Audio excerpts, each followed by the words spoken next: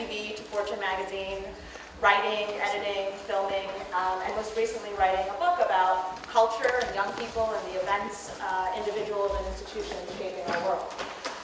But all that being said, I'm really here today as a friend of Public Foundation. Because what I've learned over these many years in media is that media really can be a force for social good, but it isn't really enough to just cover these issues or even to care about them and consider them. Real change in the world takes real vision, it takes action, and it takes allies.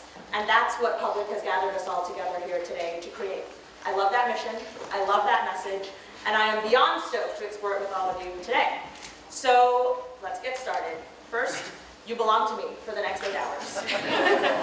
So don't be offended if I drag you off the stage. We want you to get engaged. We have a packed agenda, and we're going to really try to stick to it now that we're starting at 10 o'clock. But we really want you to engage and to get excited and to stay on track and remember what we're all here to do, which is to connect and to change the world. Please remember that we are recording, because obviously, and if you are active on social media, which you all should be, because that is the point of today in part, please tweet and Instagram up a storm and hashtag MFSI 2016, and feel free to tag @PublicF or tweet directly at me, comments, rants, suggestions, @Nadira Hira. We all good? We all set? Ready? Take a breath. And with that, please help me welcome our friend who you've already seen, many of you today, the co-founder and chairman of Public Foundation, Sergio Fernandez de Cordova.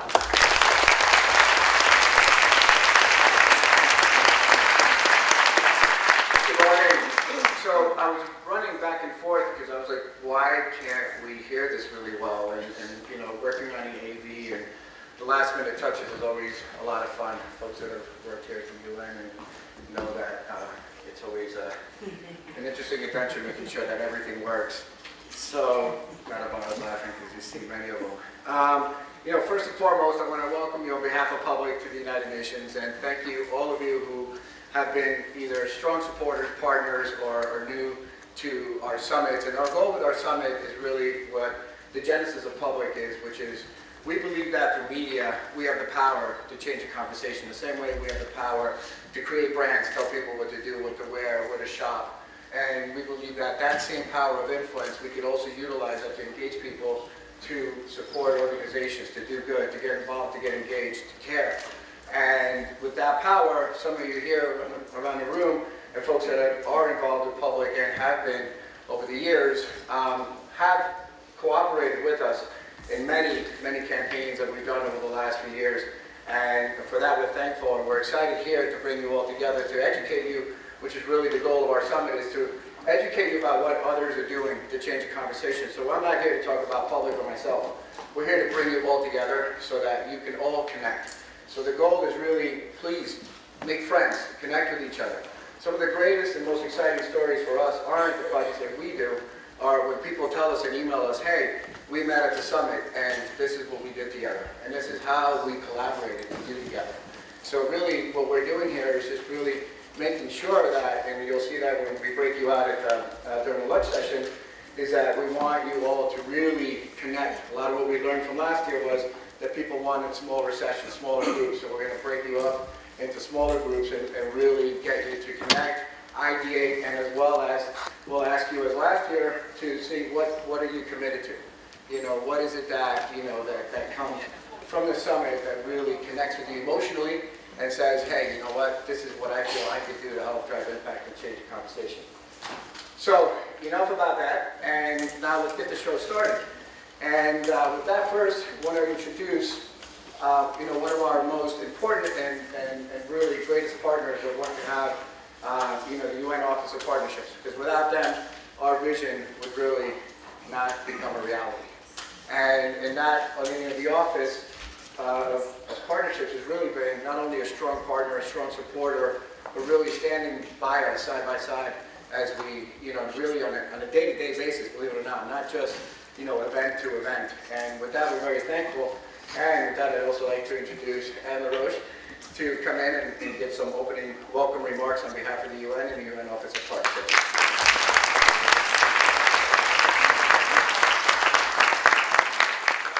Thank you, Sergio, and please let me welcome you all to the United Nations.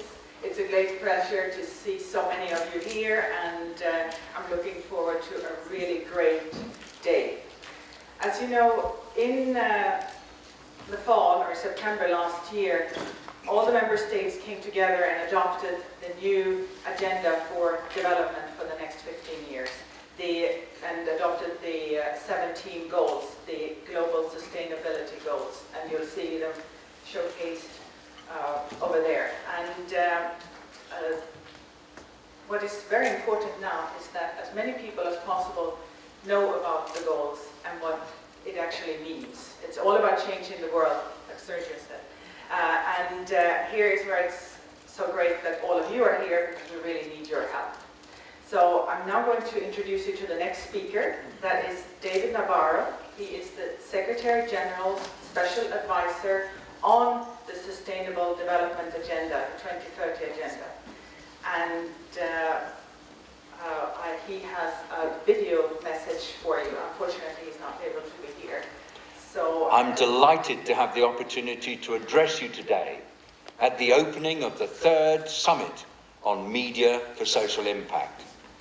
I would also like to thank the Public Foundation, under the leadership of Sergio Fernandez de Cordova, and my colleagues of the UN Office of Partnerships for making this event come to life. You are here today because you are the powerful individuals who care about our world. You've already proven your immense talents in various industries, and now you have a chance to transcend this realm and help us make history by amplifying the message of the 2030 Agenda for Sustainable Development, and to make sure that it's heard by everyone. In 2015, the world's leaders agreed on a plan of action for the people, for the planet, and for prosperity for all.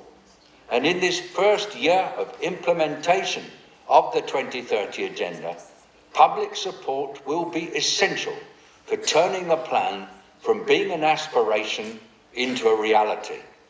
And to do that, it's necessary to generate mass awareness among citizens to ensure that they hold their world leaders to their promises. This year alone, we would like the 2030 Agenda for Sustainable Development to be known by 2 billion people worldwide. And we would like to engage at least 700,000 people to become committed activists to bring others on board. There are 3 concrete roles I would like the media, advertising, and entertainment industries to play in this first year of our journey towards 2030. First of all, help reframe the conversation. We need to reframe development to turn it from a complex and abstract agenda into a personal, concrete, and emotional story about people and their planet. Changing climates and the 2030 Agenda for Sustainable Development are universal challenges, and also they're absolutely indivisible. Messages about them need to be framed in a way that defines and describes their indivisibility. And to do this, we need to increase understanding among everybody that economic growth and social progress are tied to sustainability, and that the future of the planet, its people, and their prosperity cannot be separated from each other. To do this, it means making sure that the narrative of the 2030 Agenda is one of empowerment and ownership. The agenda, after all, belongs to everyone. It links a girl in rural Mexico to the consumer of a food brand in Chicago and the Minister of Education even in India. Everyone has a role to play. Worldwide, we see that people are angry, frustrated, and sometimes distrustful of the institutions created to govern them. We need to be sure that their cynicism, and indeed sometimes their despair, is turned into an urgent desire for change by Now for offering our next session, possibility. about which I am very excited. It's another featured campaign, and obviously got off to a great start with the first one, called Angry Birds Happy Planet. And to introduce us to our panel and bring us up to speed on this is Erin Sherinian, Chief of Communications and Marketing Officer at the United Nations Foundation. Welcome, Erin. And our two panelists are Carlos Islam, the Special Events Manager at UNDPI, and John Rigo, VP of Sony Pictures Entertainment. Welcome, welcome. Thank you.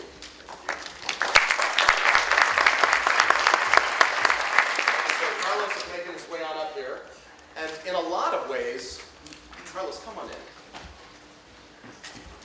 By the way, I want to say to Susan and to Carlos, two folks who've been up here who are having some challenges right now, we say thank you guys. Keep going.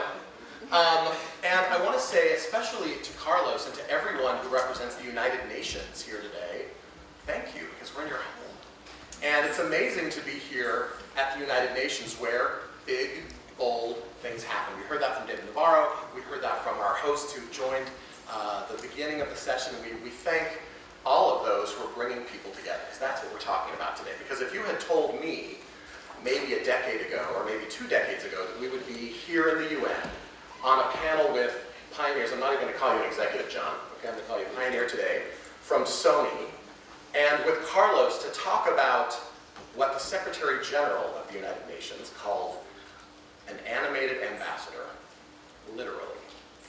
This is how you can bring real change to a planet that needs it.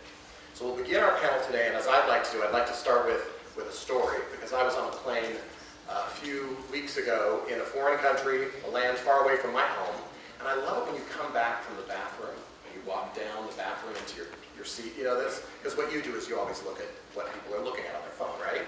Admit it, you do it. You're always checking out what everyone else is looking at on their phone. And do you know what almost everyone in this land far away from me was looking at? They were looking at Angry Birds. You know that if there was something universal happening on our planet right now, it's probably that.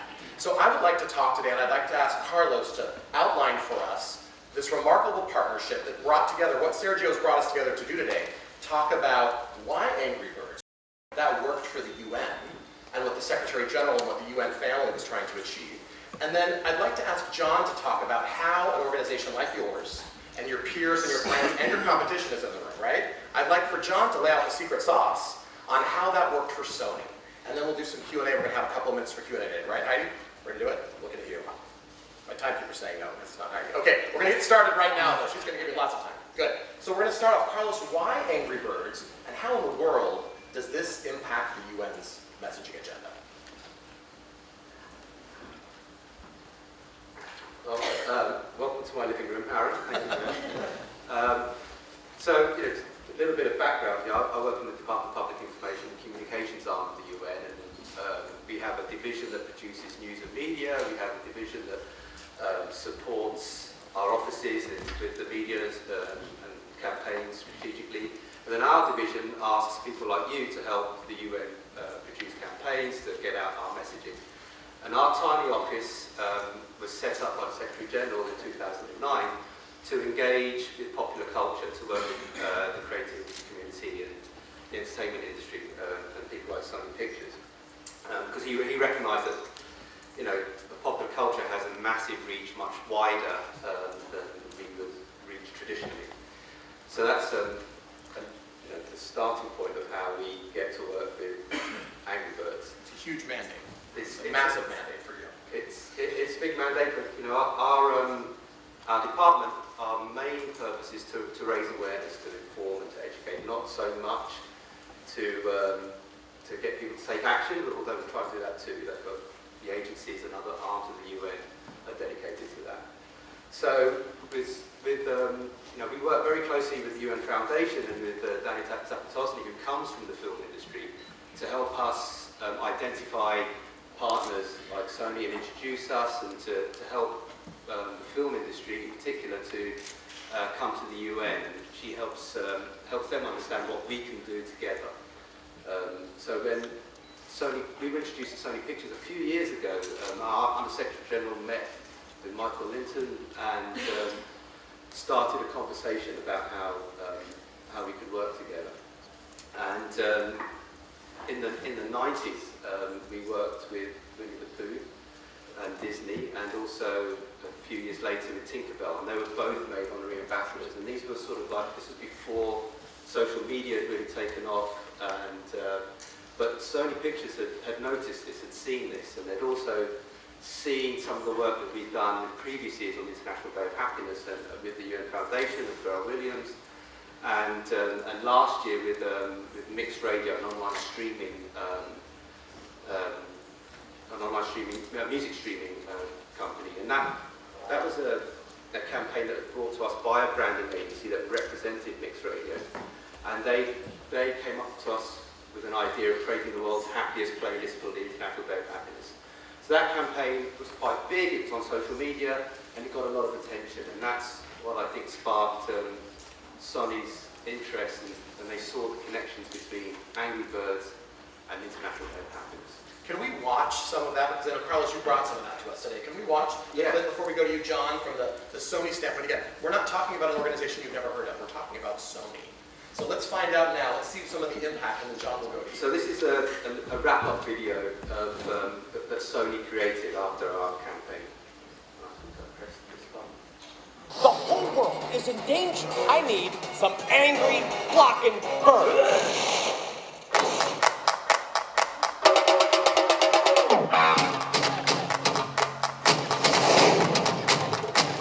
One of the most read stories at BBC.com this hour. The United Nations has named its latest Goodwill ambassador, made red for the movie and honorary ambassador for Green. Surprise appointment.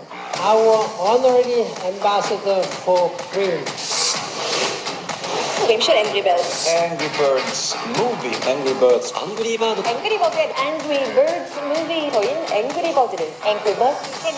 Angry Birds. The Angry Birds. We commemorate this with a group selfie. Everybody say cheese!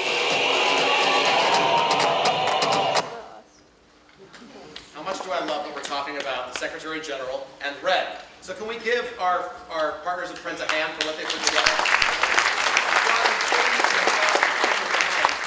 How does this work for the boardroom at Sony? You represent a major player in the media industry and in what is the modern way of communication. Why? Why this? Why the UN? And why did it work? Yeah, first, thanks Aaron, thanks Carlos for the last 3 years that's taken us to build this relationship and put this together. And I say 3 years because that's an important part. These things don't just come out of nowhere. The secret sauce, I wouldn't say there's really a secret sauce. I would say there's 2 things that's key to it. One is hard work, and there's a tremendous amount of work that goes into these efforts. And it was 3 years of the relationship, but it was also 18 months focused on this campaign specifically.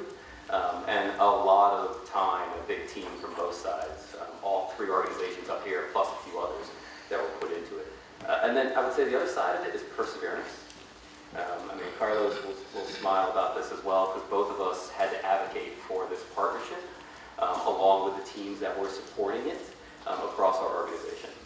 And so that was really critical. And you know, the great thing about being in the room with my colleagues is you have a diversity of thought and opinion that comes with it. And my job is to bring the sustainability and the social impact opinion. But likewise, you have people that bring the opinion of what a for-profit company is supposed to do, which is fiduciary duty. And in this case, selling movie tickets. And people were saying, well, how is this helping the marketing of the movie? And that's the debate over it. And a lot of it is expectations and looking at what the UN has done previously, and faith in our partners. And Carlos and Danny and the UNF and the UN, UNDP brought sincerity and the similar hard work to make this a success. So John's already given us some of the secrets, right? Maybe it's not the sauce, but it definitely is the ingredients that go into that. The fact that we're talking about time, as there's got to be a function of time. You can't just wake up and do these and assume that all of the folks who buy gigabytes by the barrel are going to partner with you immediately. There has to be trust. And then on this perseverance point, we're going to go to Q&A in a second, but let's have real talk for a minute, because we all go to a lot of conferences, and public didn't bring us together with the UN to just have a conference. Really, we were tasked with change. So I would love to find out, if I can, before we go to Q&A, I would love for you to tell us when you're in that moment, and it's very much, I think, in line with Angry Birds, right? You've all seen the movie. It's out right now. It's hot, hotter than hot. And Red, who turned green for the environment, by the way, Red and his friends have to temper their tempers. They have to come to grips with their temper in order to do something for a community and to save the community from the pigs, right? You've all seen the movie, right?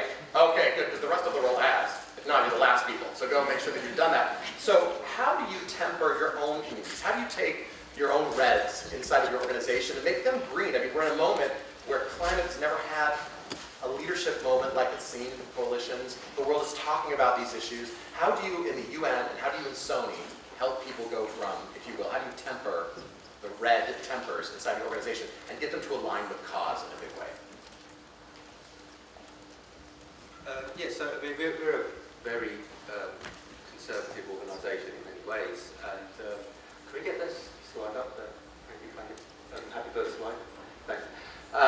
So, you know, when Sony approached us, it was part of my job to help sell this internally. So, you know, to our hierarchy through to the Secretary General, who got involved, and to be able to use the GA board for an event to launch the campaign. These are things that don't come easily. And you know, and the first question is, well, what do the Angry Birds have to do with International Day of Happiness? So that was selling the idea was one thing you had to do. You know, we had to together with Sony Pictures come up with the concept, which took quite a bit of time. But you know, the idea was that we're asking the audience, a younger audience than what we usually reach, to make the Angry Birds happy by taking action on climate. That was the purpose of the campaign. And we were asking them to do things like, you can see on the poster that Sony Pictures created, is you know, to use public transportation, to conserve water, to do these things. So it was mostly supposed to be a social media campaign where we would ask their audience to do this for the planet on behalf of the UN. So that was once that idea was understood, and that we were supporting Sustainable Development Goals, Sustainable Development Goal 13, which is to take urgent action on climate, it was easier then to help people understand that this is not just a joke, this is something that could help us and help our messaging. And the other thing was that Sony Pictures and Angry Birds have a track record on helping campaigns with the climate. Sony Pictures with Spider-Man had a huge campaign on Earth Hour, which they were able to show us, so we could see, we could see the impact that they'd already made and what they were capable of doing. And in my mind, this campaign would be a mini version of the Spider-Man thing that they did, but it ended up being a much bigger version of the Spider-Man thing, which was great for us. And then the other point was, Angry Birds had also the game, which was the best online game ever, had created a climate change game earlier in the year and had help from the UN Environment Programme. So those things together helped us sort of internally get by. So concrete actions, a design that has taken some time and has been carefully thought out, but concrete actions, in this case said to UN agencies and partners, there are concrete actions to get us to the goals. Excellent. John, what about you inside here? And then we're going to go to a quick round of questions. Yeah, I'll just add a couple things really, really fast. Fun, right? We're talking about really, really serious issues here that people out in the audience, people at the UN deal with on a daily basis. We felt very fortunate to bring a little bit of levity and fun alongside really serious issues and call to action. And so you're selling that. And I think that's something a little bit different and a little exciting for everybody to do every now and then. So John, earlier you did something beautiful that I like in a partner. You said, we have a fiduciary responsibility, meaning we got to sell tickets. And John laid out and wasn't apologetic about the fact that that's your goal. So I think that idea about also showing fun and having to engage in a message, you're very unapologetic about this at Sony. The idea that it's got to be engaging if it's going to get through. And I'm hoping that that's something that we're all hearing. I have definitely heard it in the partnership, but I've heard it from you today. Thanks for coming to the mic and saying it instead of dancing around that you're trying to do something you're not. Sony, at the end of the day, wants to sell tickets and engage people. The UN, at the end of the day, has to help the world solve the biggest challenges of our time. Let's go to the Q&A right now, because we've got two of the experts here. And just to let folks know, I love John, I love Carlos, I respect them dearly, but I vowed never to be on an all-male panel ever again in my life. So I would love Danielle Zapatowski, and I would love David Hopkins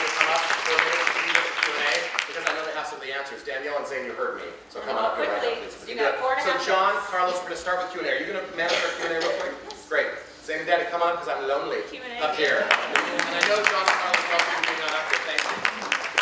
Any questions in the audience? Come on, let's put John and Carlos to their paces. Oh, that's not acceptable. We know you have questions. I'm going to start calling people if we need to. What were some of these, you said it wasn't an easy thing to get the program put through the Secretary General. What were some of the barriers? So one of the barriers is that the UN doesn't endorse commercial products, and Angry Birds movie is a commercial product. So we had to make sure there was a clear distinction between the campaign and selling the film. So I mean, the campaign started on the International Day of Happiness. It was launched here in front of over 1,000 students in the GA Hall with the talent from the film. But the messaging was about the campaign, about taking action on climate, not about the movie. Although all the Sony Pictures created for video PSAs for the campaign that was all using animation from the movie. So there's no explicit link to the movie, but in the minds of the audience, obviously there's a link, which is fine as long as we're not endorsing it. So the slide that you see actually is not something. We couldn't use the UN logo with the Angry Birds movie logo anywhere. So this slide wasn't used. The UNDP logo you see, UNDP was one of the major partners, didn't have the UN emblem on it on our posters and social media cards. So everyone's heads were nodding, Carlos, as you're saying. So clearly, you've touched on a nerve here, right? This idea about how do you work with a brand whose job it is to sell tickets and make money and engage, and then Carlos's mandate, which is how to raise awareness and build constituency. So there is a lane to do it. There is a lane in there. Great question. We're going to go to the back. Where are you going? One more quick one here. Right.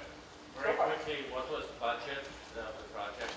Did anyone hear the question? The question was about budget. John and Carlos, could you speak to how it looked in yours? Then I'm going to ask for some translation questions if we can real quick. Thank you. I mean, from the UN side, it's about 1 million hours of manpower, but no dollars for involved. We can spend it there. A good amount. John, is that another one of the takeaways? I mean, you got to put some in, right? Is that part of it? Carlos, you said hours, right? A lot of it. But John, what from your standpoint, is it hard to get over that hurdle? It is getting hard over that hurdle, but it's again, I mean, that's what the 3 years brought about. And that's the key thing at the time. If this happened in 6 weeks, that wouldn't have been brought to bear. But the time allowed that. So sometimes shotgun partnerships can be great, but they're not these deep partnerships that get a result. Can we ask, because we're going to close, can we ask Danny just to say, because you see these boardrooms all the time, since Danny and Zane saw this partnership from the beginning, I would love to just hear the frontline takeaway from you two, because you saw it happen. And Carlos and John, with your permission, I think would be practical because they helped build that. What are people saying inside of boardrooms real quick? And then Zane, you managed all the online voice and saw it. What were people's takeaway? And then we'll conclude. Danny. I think people have been blown away by the commitment of Sony. It's a partnership at a scale that we've wanted to do for years, but since the beginning of CCOI, to get to a place where marketing dollars internationally, the billboards were in Times Square, there were buses around the world. Every day we were being sent things that were above and beyond what the commitment was. So to have a partner that deep in, the ripple effect has been that every other studio has been calling. Over-delivered. Great. Zane, what were people saying online? So the people here know, if you don't know, I've already seen tweets, I don't know who Red is. Well, see the movie, and we will, but what were people saying online? Because I think that's the most relevant way for us to get that social media action going. What were Well, I people saying? think third or fourth year in, everybody knows who the United Nations is, everyone knows who Sony is, the fact that they've tied the UN and Angry Birds to climate change, and they're beginning to understand that there's actually tangible things that you can do is a lot of the feedback we receive. And then people are intrigued, how do huge corporations that they believe are transactional like Sony do social good work? And there was a lot of positive feedback there. So I think we've come to our end, but I want to say to the group, Carlos, thank you for thinking bold. John, thank you for going big and being practical about it. And then for putting you two, my colleagues, on the spot, thank you for pioneering this. And thanks to this group for really pushing us to go bold and big. Yeah. Carlos, last word. We have 40 seconds left, so I'd like to show a video. I have been talking with my friend Red, and he's angry. I don't think I have an anger issue. I think you got an anger issue. Many things make us mad. Poverty, hunger, climate change. But now we have a good reason to be happier. The world has set some global goals, the Sustainable Development Goals. They are a plan to end poverty, fight injustice, and combat climate change. This makes me happy, but Red and his friends are still angry. What do we do now? It's easy. Conserve water and save electricity. Take public transport. Plant a tree. Recycle. Care for our planet. Let's do it! This year, for the International Day of Happiness, help Red go green. Oh my God. Then we can all be happier, even the angry birds. Point made.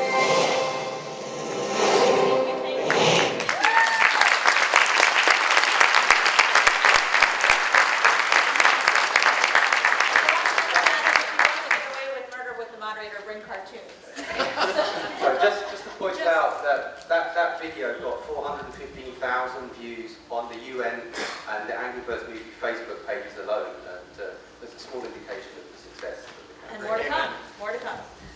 Thank you guys very, very much. That was wonderful. What a great moderator Aaron is, right?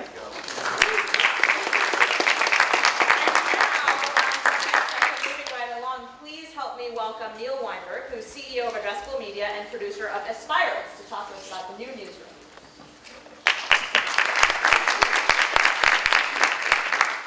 Thanks so much, and Sergio, I want to thank you, Will Kennedy as well, for having me here today. Really appreciate it. Like David from Conversant mentioned, I too have spent many years in media not saving lives, and relatively successful at not saving any lives. But in my last company, I worked very, very closely with Facebook. We were one of the first, or one of the early preferred marketing developers since 2008. And in 2011, having been there for many, many meetings, the good, the bad, and the ugly of meetings with Facebook, one of the more interesting ones was in 2011, January, Facebook burst out saying we did it, which was the moment we watched on TV when I was there, that Mubarak was overthrown. And to me, that was an interesting moment because it said to me that there was a new newsroom. Things had changed. Stories sometimes happen in social media. They start there. They start by a tweet, by a video, and then the mainstream media picks that up. So one of the questions I asked myself was, how can I help inspire these millennials, as we like to call them, rebels without a cause, and how can we give them one? So we felt we were seeing in our social media postings that it's not just about clicks. I don't know if you've heard about clickbait, a catchy headline, people click it, and they're left feeling very unsatisfied. It's about cause, it's about engagement, about time spent. It's about how much they share, how much they engage with the media that they look at. As David Navarro said, it's about telling emotional stories. So we created a television show called Aspirals. Myself and a TV screenwriter from Los Angeles came up with the idea to find these very incredibly passionate hosts,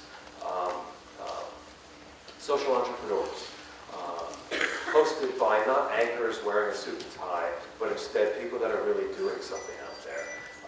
Philippe Cousteau Jr., Shiza Shahid, Gina Rosero, one of them, telling real stories that are happening out there. Every segment has a call to action. We produced 4 half-hours that were on the USA Network. Okay. And we got about 7 million views, about 200,000 households per half hour. Great in the demo, adult 18 to 49, but also, of course, it's multi-platform. So it was on all the social media as well. So I'm going to show you that right now. I want you to get a sense of the stories that we're telling. But I think one of the most exciting parts for me has been going out to brands and talking to them about how they can get integrated into the show. When we had the idea for the show, we brought it to a gentleman by the name of Bill Owens, who's the co-executive producer of 60 Minutes. And he said, you have something here. I want to help you get it made. That's when we felt we really had something that we wanted to pursue. And Bill got us together with some incredible Emmy Award-winning 60 Minutes producers, as Gina can tell you. And we did 4 half hours, as I mentioned. At any rate, when we started talking to brands and hearing their stories, Colgate saying, you know, we have a program called Bright Smiles, Bright Futures, where we take these vans out to these underprivileged schools and kids that have never visited a dentist. these rock star blown out vans are filled with dentists and dental hygienists to help these underprivileged kids. Or Gallo, that told us a story about how their brand, Liberty Creek, supports homes for our troops. Veterans come back with disabilities, they build them a home for free, anywhere in the country they want, mortgage-free. These are the types of inspiring stories that we wanted to tell, we wanted to bring to millennials, by millennials. So, having said that, please watch this.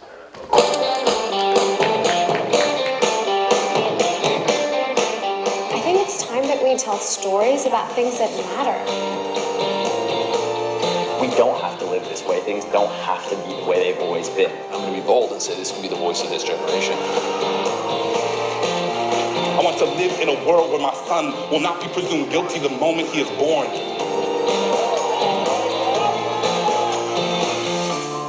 The last thing I did was create the Malala Fund with the youngest Nobel Peace Prize winner, Malala. I'm the grandson of Jacques Cousteau, environmental activist, filmmaker, social entrepreneur, and author. I'm a singer-songwriter. I was part of the United Nations campaign to end violence against women. I'm currently studying the intersection of race, education, and incarceration at Harvard University.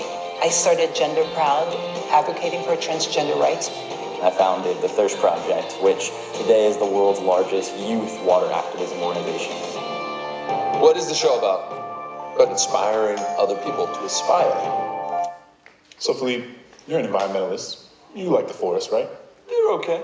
You know, they're all right, but they do a decent job for us. And so imagine the fact that a huge chunk of the forest, almost the size of Germany, has been wiped out, right? And that's in large part to illegal logging. Every year. Every year. And so for me, a lot of what I try to figure out is like, what can I actually do? This is one thing. My name is Topher White, founder of Rainforest Connection. We take old cell phones and use them to fight deforestation.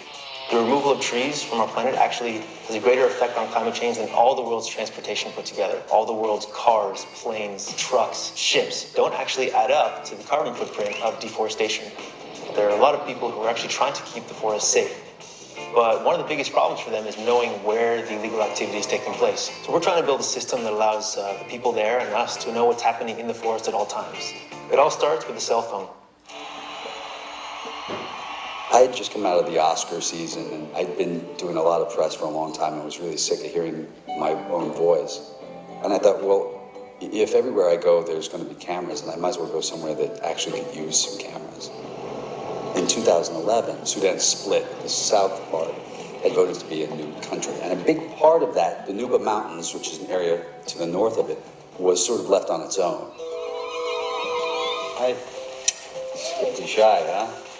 So he had a bullet in his leg? Yeah. Yeah. Oh, this is the bullet. There you go. Here you go. Take a look at that. That's nice. So there it is. That was taken out of that young man's leg 2 hours ago? Yeah, 2 hours ago. You're a very brave boy.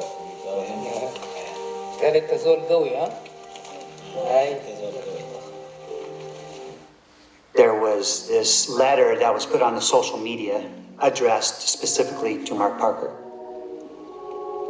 Dear Mr. Parker, my name is Matthew Walzer. I am a high school student and will be a junior at Stoneman Douglas High School in Parkland, Florida. Matthew in his letter said, you know, in a couple years, Mr. Parker, I'm going to be going to college, and I really don't want to have my parents there to tie my shoes for me. Cerebral palsy stiffens the muscles in the body. As a result, I have flexibility in only one of my hands, which makes it impossible for me to tie my shoes. Bill Bowerman said it best, if you have a body, you are an athlete. I mean, he understood why we do what we do, but he was just asking. I wanted to say, look, this is a real issue. These are daily challenges that millions of disabled people face. You know, can you guys help me out? He inspired us at Nike to be able to bring something special for the masses. Hi, I'm Reshma Sajani. I'm the CEO and founder of Girls Who Code. So in the 1980s, 37% of all computer science graduates were women, and today that number is less than 18%. A stereotypical image of a coder is a guy in a basement somewhere with a hoodie who hasn't slept or showered, drinking Red Bull. And this programmer myth is not something that little girls aspire to do or be. And so Girls Who Code, we're flipping that on its head. We build classrooms in technology companies and universities, and we start after-school clubs in schools all across this country. We have little girls literally in a homeless shelter right now learning how to code. We have the daughters of migrant workers learning how to code. We have clubs in the best private schools in America. In 2012, we taught only 20 girls. And in 2015, we've taught over 10,000 girls in 41 states. Our dream one day is to have 1 million girls raise their hands and say, I want to learn how to code, and for Girls Who Code to be able to provide them with the curriculum to do that. So if you're a school or an educator, I hope that you go to girlswhocode.org and you sign up to have a Girls Who Code club in your school. So guys and girls, this is a fun story. It involves 2 very attractive vampires and everyone's favorite kittens. Let's check it out. Intrigued. This is Ian Somerhalder, my better half, best known for his ability to change the planet and the world and everything he comes across. I see it as a privilege, ultimately, to be able to raise awareness about issues that I'm passionate about. And he's also on a tiny little TV show called The Vampire Diaries. This is my wife, Nikki Reed, my better half, who is known for inspiring in her activism across the planet. Hi, I'm Nikki Reed for the Humane Society of the United States.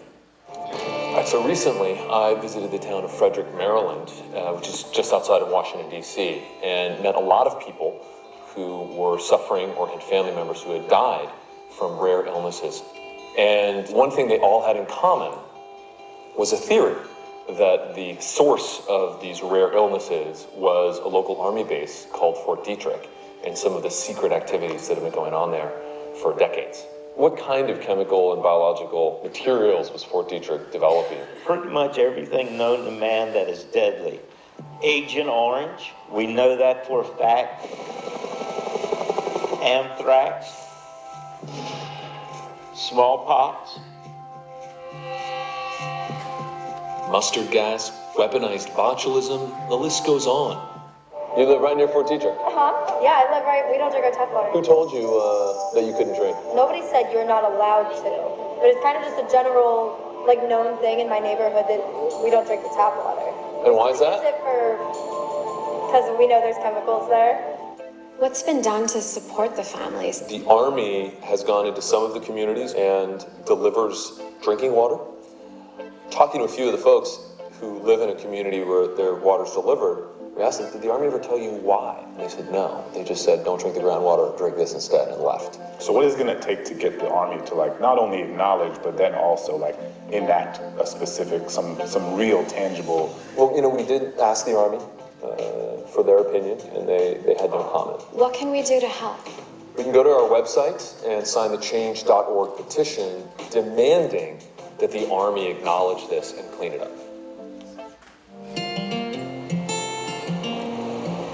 Ladies and gentlemen, Holly Williams. Make her welcome. I'm Holly Williams, and I'm a singer-songwriter living in Nashville, Tennessee.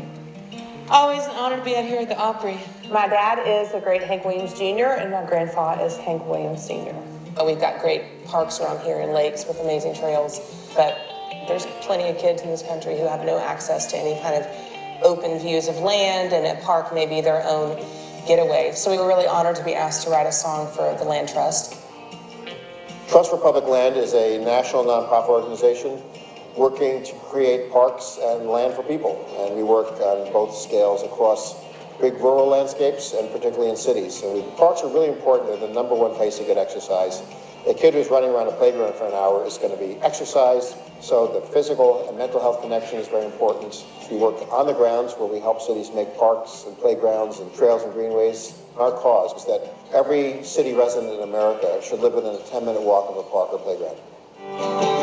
This is the land I've always loved. This is our road against the wind.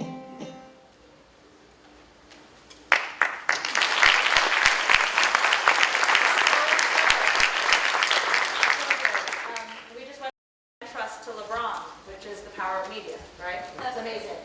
So thank you to Neil.